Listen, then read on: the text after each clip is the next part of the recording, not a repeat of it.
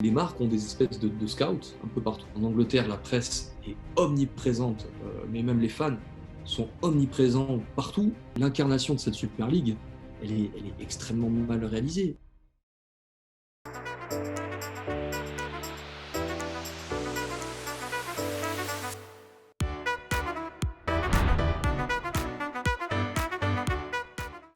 Bonjour Jean-Baptiste Ignès. Déjà, merci beaucoup d'avoir accepté cet échange pour me parler de votre parcours, de votre métier, puisque grosso modo, vous êtes avocat spécialisé en droit du sport. Donc, vous avez eu l'occasion d'échanger avec pas mal d'acteurs du sport et notamment d'intervenir dans des signatures de contrats, puisque c'est notamment le cas où vous avez intervenu notamment donc, dans la signature de Alain Saint-Maximin, que certains connaissent donc, quand il signe à Newcastle. Avant de rentrer plus dans les détails, comment allez-vous?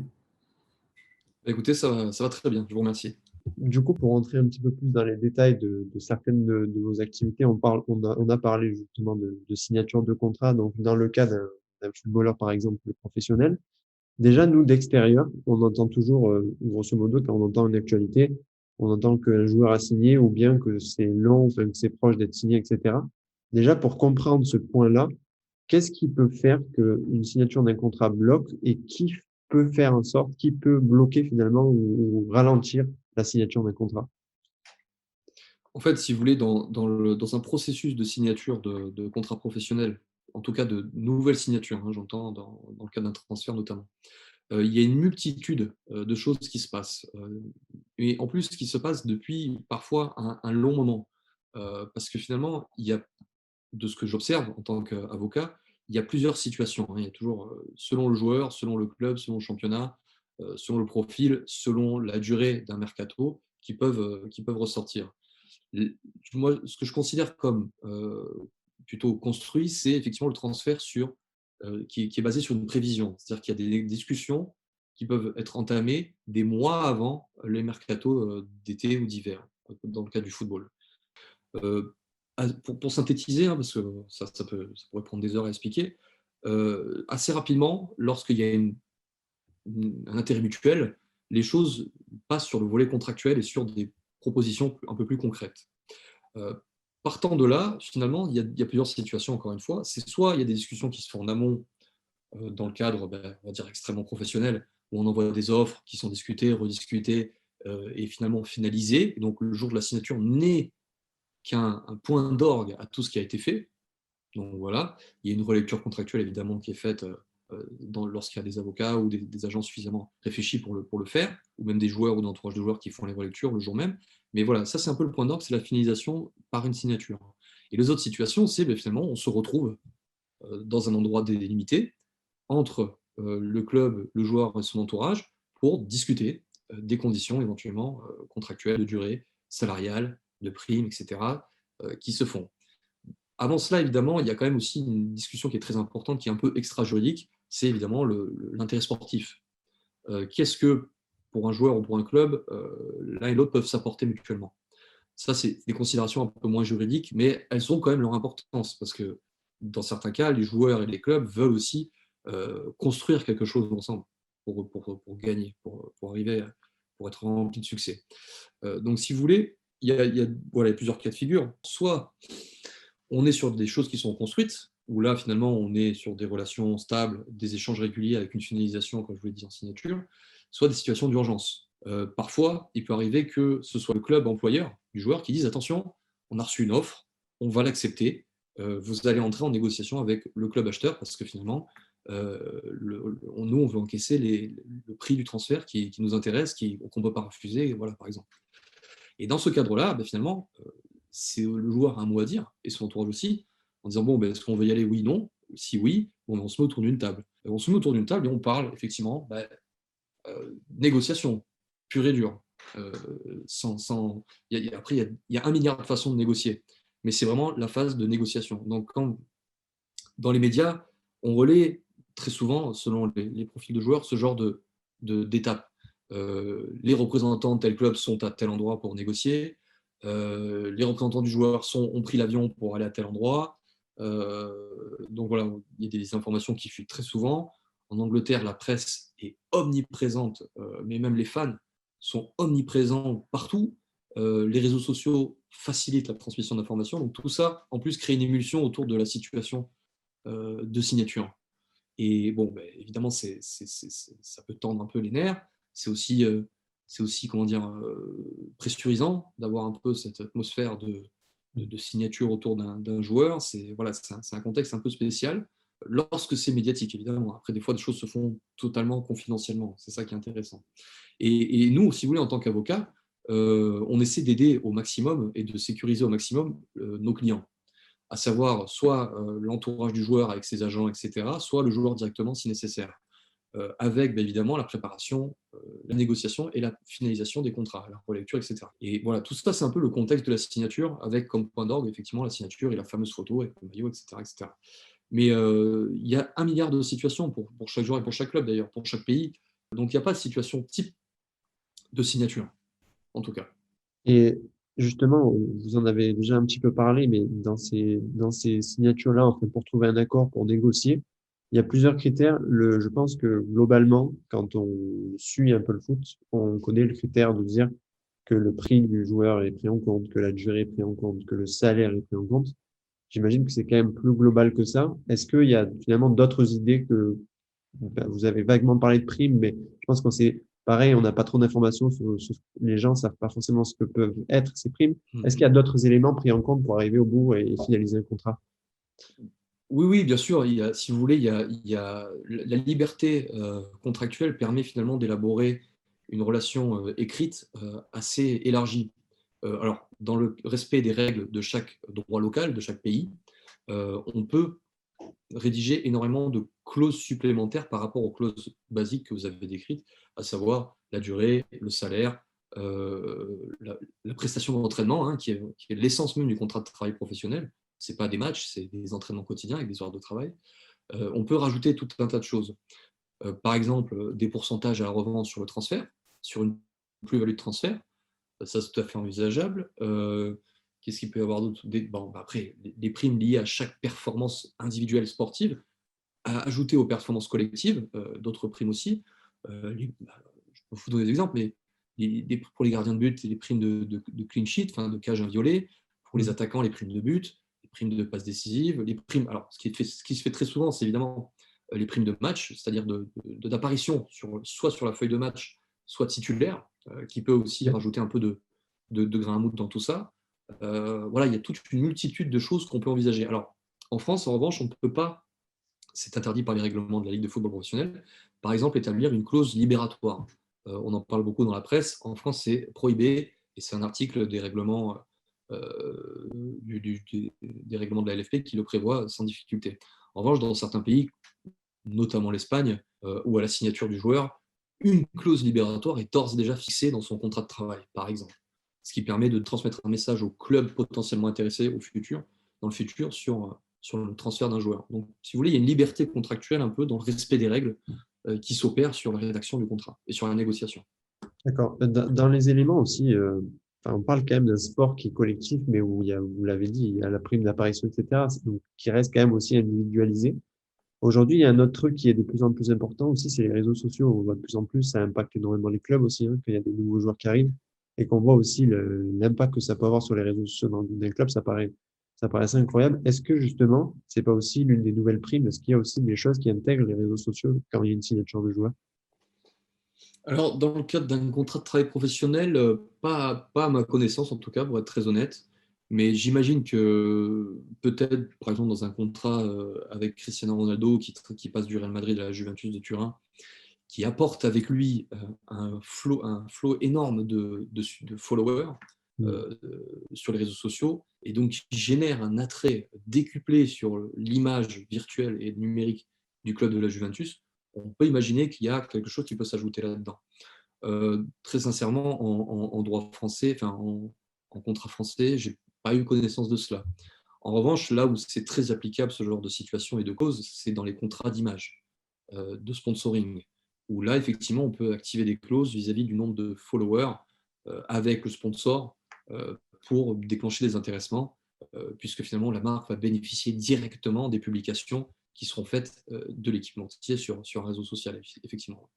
Et là, vous me parlez de sponsors justement, et dans les sponsors, globalement, ce qu'on voit aussi, enfin, moi, je me demande aussi comment c'est géré, c'est que pour prendre un exemple, Lionel Messi est donc joueur du Barça, et puis équipementier du Barça Nike, qu'on voit toujours sur le maillot. Pour autant, il porte des chaussures Adidas, puisque les contrats liés aux équipementiers joueurs individuels comportent souvent les chaussures. Comment ça se gère, ça, contractuellement? Comment on arrive à gérer deux marques qui sont super concurrentes à l'extérieur, quoi? Alors, c'est ça qui est intéressant dans le football, c'est que finalement, pour l'équipement principal du joueur, qui est l'usage de ses pieds, hein, il y a une liberté totale de choix. Donc de marque en opposition avec l'équipementier principal maillot, tenue match. Et ça, c'est une liberté qui est accordée à tous les footballeurs, et ça marche aussi pour les gardiens de but, pour les gants. Donc on ne peut pas imposer à un sportif professionnel, un footballeur professionnel, l'usage du même équipementier que la tenue maillot sur les chaussures ou sur les gants. Donc ça, c'est une grande liberté. Et comment ça s'orchestre? Bah, tout simplement dans les campagnes de publicité de l'équipementier personnel, individuel du sportif, jamais les tenues match de l'équipementier officiel du club n'apparaîtront. Jamais, puisqu'elles sont en contradiction totale avec l'équipementier principal. Et inversement, le sportif, lorsqu'il fera des opérations commerciales avec son employeur, pour le sponsor, par exemple Nike, il sera finalement, mais c'est uniquement dans le cas du FC Barcelone pour Messi, il sera habillé en Nike pour l'équipement, on va dire, de l'équipe, hein, voilà, pas individuellement. Individuellement, il fera que sa campagne de publicité avec son équipementier Adidas. Donc finalement, il y a une orchestration assez de bon sens, je dirais. Euh, les contrats prévoient effectivement de sponsoring souvent des clauses où on interdit d'utiliser les marques concurrentes, évidemment, dans le cadre de publication d'images, ce qui est fort logique, et sous peine de sanctions contractuelles. Donc effectivement, il y a aussi un contrat de sponsoring entre un joueur et un équipementier, une exclusivité qui se génère, ce qui est logique. Et justement, c'est un cas très précis aussi, mais je remarque aussi que sur des joueurs vedettes, euh, on voit de plus en plus un truc qui se fait, c'est que par exemple, je sais que c'est le cas avec Zidane, avec Mbappé, avec d'autres, où on voit il y a des city-stades souvent dans des quartiers, bon, très souvent symboliquement dans leur quartier de jeunesse, etc. Il y a des cities qui se créent. Souvent, il y a la marque ou il y a le nom du joueur qui est inscrit, et en même temps, on voit souvent les équipementiers là-dessus. Souvent, bon, par exemple, un City Stade avec, je sais pas, la tête de Mbappé, le gros logo Nike dessus, Oui. etc. En fait, qu'est-ce que ça veut dire? Ça veut dire qu'aujourd'hui, Mbappé, quand il a le choix de plusieurs équipementiers, il peut dire, j'aimerais aussi faire ça pour mon club de quartier. Est-ce que c'est l'équipementier qui le propose? Comment ça se passe, ça, finalement? Ouais, tout à fait. Non, mais là, les réponses sont dans votre question. Ça peut venir soit de l'un, soit de l'autre, effectivement, et c'est souvent dans une logique de construction, de storytelling avec la marque et le sponsorisé. Et en l'occurrence, ce genre d'opération publique et finalement sectorisée sur le long terme, puisque les affiches restent dans les immeubles de quartier assez longtemps, tout ça est fait entre les deux parties. Et ça peut venir effectivement soit historiquement, ça vient de Zidane, parce qu'effectivement, Marseille, je crois que c'est une des premières fresques, on va dire, commerciales d'identité qui était apparue et qui est reprise aujourd'hui. L'idée peut venir des deux, hein. Voilà, il n'y a pas de choix. Je comprendrais très bien que dans une situation comme celle de Mbappé à Bondy, ça vienne souverainement de Mbappé qui a dit voilà, moi j'aimerais bien que Nike m'aide, euh, sous réserve que Nike en bénéficie aussi, à faire quelque chose dans le quartier et donc à faire une fresque, par exemple, qui est une opération commerciale, clairement, mais qui derrière aussi a une contrepartie, à savoir ce que vous me disiez, par exemple la construction d'un city-stade, des choses, voilà, des choses assez simples, quoi. Assez simples. Et, Assez symbolique aussi, assez symbolique. et justement, quand un joueur arrive en fin de contrat comme ça avec son équipementier et que finalement il n'est pas encore renouvelé, etc., une période un peu de litige comme ça, comment ça se passe? C'est-à-dire que le joueur convoque entre guillemets tous les équipementiers qui sont intéressés, enfin, essaye de voir un peu enfin, en tout cas l'agent essaye de voir les équipementiers intéressés, ils se mettent autour d'une table et on voit le plus offrant, est-ce qu'ils prennent des rendez-vous individuels? Comment ça se passe pour arriver à un nouvel équipementier, quoi? Ouais, en fait, il y a plusieurs scénarios. Quand la date anniversaire, enfin la date de fin de contrat approche, déjà, dans la plupart des contrats, alors sur lesquels j'ai pu travailler, il y a souvent, même quasi tout le temps, des clauses, si vous voulez, de non-négociation et de contre-offre. C'est-à-dire qu'à la fin d'un contrat, on n'est pas censé négocier avec un concurrent. Il y a des gentlemen agreements qui se font entre sponsorisés, ils se respectent relativement les uns les autres. Et après la fin de contrat, ou dans les dernières semaines ou derniers mois du contrat, si le joueur reçoit une offre, si l'autorisation de discuter d'un autre, l'équipementier actuel, souvent, a le droit de s'aligner, ou à minima de s'aligner et au maximum de faire plus. Et finalement, s'il s'aligne, des fois, les contrats prévoient qu'il sera réengagé automatiquement. C'est le fruit de négociations contractuelles en amont sur le premier contrat, par exemple.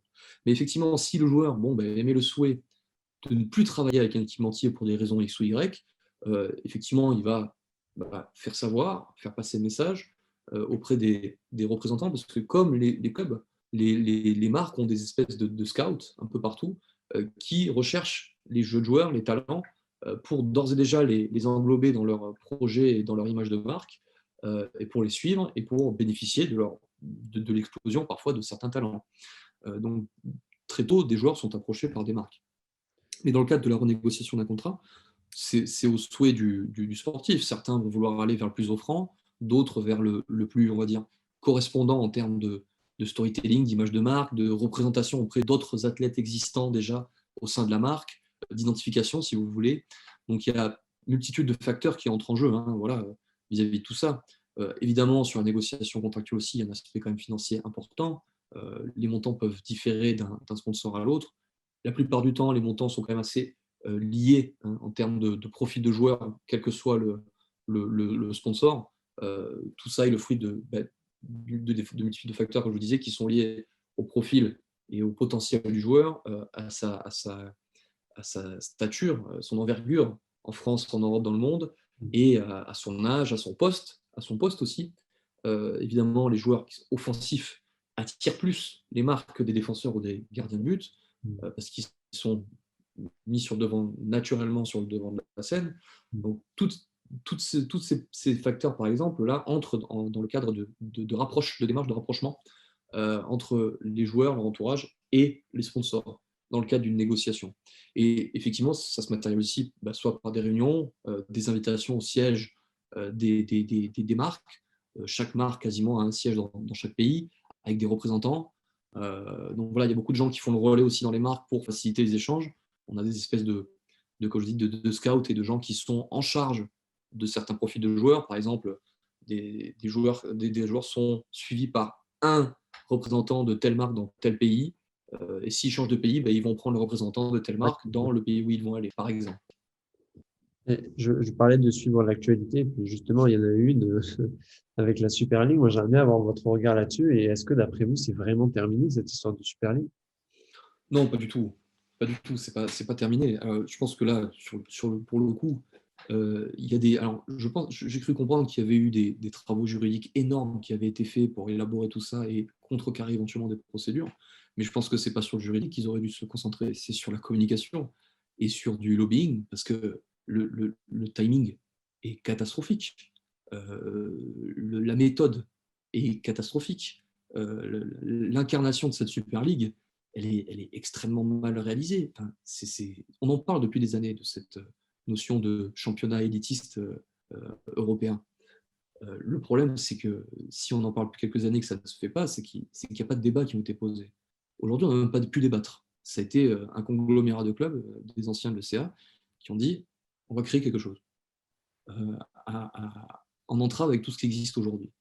C'est pas possible. Aujourd'hui, on ne peut plus faire les choses comme ça. Même si c'est une logique financière qui dicte et qui est peut-être mal expliquée, on ne peut plus fonctionner comme ça. Il faut engager le débat. Et même si aujourd'hui ça n'a pas marché, je pense que du coup, ce n'est pas terminé, puisque grâce à cette explosion de la Super League, cette situation, on a un débat qui va peut-être se créer sur le long terme. Et peut-être que c'est même, je ne sais pas, parce que je ne connais pas, je suis dans les antres de la réflexion qu'il y a eu avec les présidents de club, mais peut-être que c'était le but recherché finalement, de créer une discussion. Alors certes, brutalement, la méthode est catastrophique, comme je vous l'ai dit, mais peut-être que le but recherché d'une discussion sur le futur de la Champions League, de l'UEFA, etc., la question est maintenant posée. Est-ce qu'il ne va pas y avoir de nouveau des négociations? Est-ce que tout ce petit monde ne va pas se mettre autour d'une table? Est-ce qu'on va revoir finalement les droits télé de la Ligue des Champions pour les prochaines années? Est-ce que ce n'était pas le but recherché? Je vous avoue, voilà, c'est ça qui permet de soulever plein de questions. Aujourd'hui, bon après, je suis pas économiste, hein, donc je ne me permettrai pas, mais voilà mon sentiment là-dessus. Juridiquement, apparemment, c'était cadré, mais on aurait pu faire face à des procédures assez hors normes qui auraient opposé l'argumentaire de liberté d'établissement de toute entreprise en Europe et aussi la promotion de politiques sportives par l'Union européenne, à savoir à travers l'UEFA. On aurait pu voir s'opposer ces genres de situations juridiques, entre guillemets. Et surtout, la question juridique qui se pose, c'est est-ce que aujourd'hui le monopole fédéral, par exemple, vous voulez organiser une compétition de football, a priori, vous ne pouvez pas parce que c'est uniquement la Fédération française de foot en France qui a le monopole d'organisation, comme toutes les fédérations. Est-ce que ce monopole confédéral, donc la confédération de l'UEFA, peut être entravé? C'est la question. C'est la question finalement de cette exclusivité qui est garantie à chaque fédération ou confédération pour organiser des compétitions. C'est une vraie question juridique à débattre. Et juste, enfin, moi, ce que je comprends pas, c'est que finalement, c'est un énorme changement. C'est-à-dire que quand on parle de Super League, c'est que demain, on imagine qu'elle est vraiment mise en place. Ça change totalement le calendrier. Entre guillemets, ça impacte énormément la Ligue des Champions. Ça impacte beaucoup de choses. Moi, ce que je comprends pas, c'est que, par exemple, quand on a eu le transfert de Neymar, pour donner un seul exemple, quand il est parti donc, entre Barcelone et Paris, ça a mis plus d'un mois, j'ai plus la date, mais on entendait parler tous les jours, on nous disait que c'était compliqué parce qu'il y avait des avocats, des agents, il y avait plein de personnes au milieu, etc. C'était super long. Et là, finalement, on a vu arriver ça, alors ça fait des années que c'est en réflexion pour être mis en place, on a vu arriver ça, et en quelques jours, on avait l'impression que l'UEFA allait arrêter parce que ils voulaient un peu boycotter, que limite, ça allait être mis en place très rapidement. Comment c'est possible qu'un transfert de Neymar mette plus d'un mois et que presque la mise en place d'une Super League qui inverse tout a été si rapide dans l'exposition, en fait? Alors, en fait, je pense que tout a été fait pour la Super League en sous-marin de façon extrêmement confidentielle depuis quelques temps. Je pense que c'est un long travail de plusieurs mois parce qu'il a fallu constituer des sociétés, il a fallu trouver les investisseurs, il a fallu organiser tout ça juridiquement. Tout ça n'est pas apparu du jour au lendemain à la Super League. Tout ça a été le fruit d'un long travail. C'est juste la communication qui a été extrêmement brutale. Et d'ailleurs, c'était tellement bien préparé que ça devait commencer dès début septembre.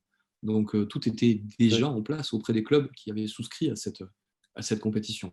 Donc évidemment, il y a un travail de fond, je ne sais pas quand, mais qui a été fait, puisque j'ai vu le nom du cabinet d'avocats qui avait été chargé d'organiser tout cela. Rome ne s'est pas faite en un jour, et encore plus dans le cadre de cette Super League, où on devait être sur des travaux de fond de plusieurs semaines, voire très certainement plusieurs mois, à mon avis.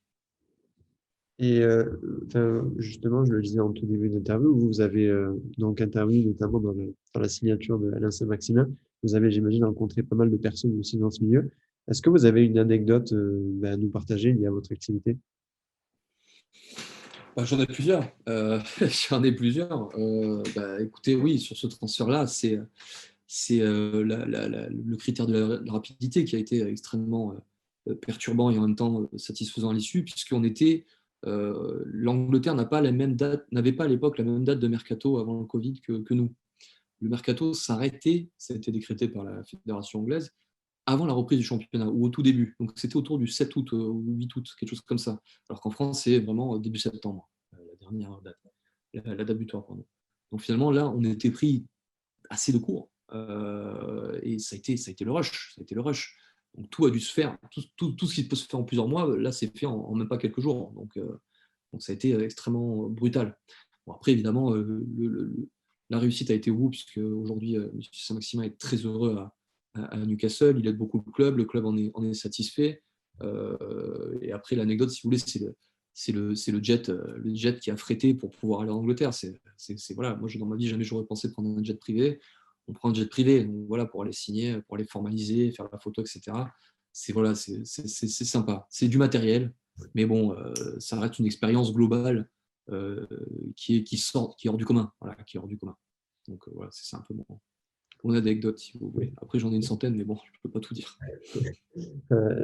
L'objectif du média, vous le disiez, donc Hollywood Sport, c'est de valoriser des acteurs du sport, des personnalités comme vous, des personnes qui sont médiatisées, d'autres qui le sont un peu moins, etc.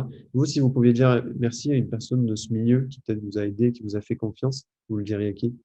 On est plusieurs, mais le vrai premier avocat en droit du sport qui m'avait pris en stage, Franck Nicolo, qui m'a vraiment inculqué de bons mécanismes, de bons réflexes. C'était la fin de mon stage d'école d'avocat qui est à Paris, qui m'a énormément aidé, qui est une forme de mentor juridique sur cet aspect-là. Donc, je le croise souvent à Paris, je ne le remercierai jamais assez.